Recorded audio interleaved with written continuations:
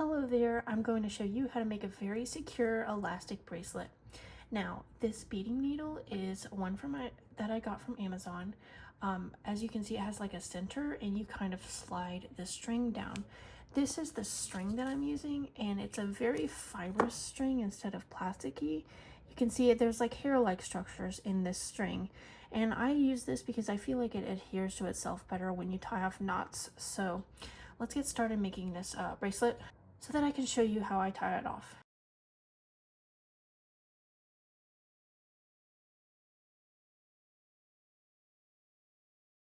Okay, so now that I have the bracelet finished and it's the length that I'm looking for, you really don't need one of these boards to do this, but I like it. It makes it faster for me. Let's go ahead and remove the needle from the string. So this is the part that gets tricky for people.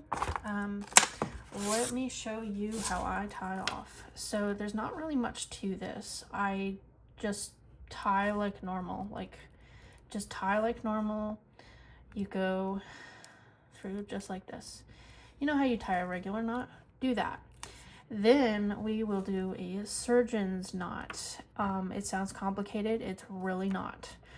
Literally the same thing, but you go in this hole with one string 3 times. And that is how you tie sutures, by the way. Literally 1, 2, 3, and that's it. And then I do that again, except I do only twice this time. And that is my knot, and that is how I tie my bracelets. That's pretty much it. It really doesn't have to be more complicated than that.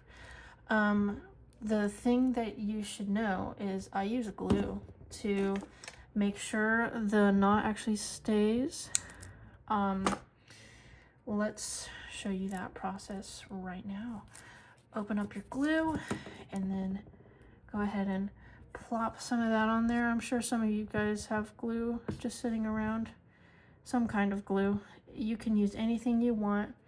You could use the glue gun. You know, that might actually be a pretty good idea. It doesn't really matter. I make sure there's a lot on there, and that is because this part I slide a bead onto that so that it'll basically be adhered inside the bead. So kind of like do that, and then I'll wipe away with my finger the excess, and then I'll let it sit before I do anything with it. I let it sit and dry in there. And that is pretty much it.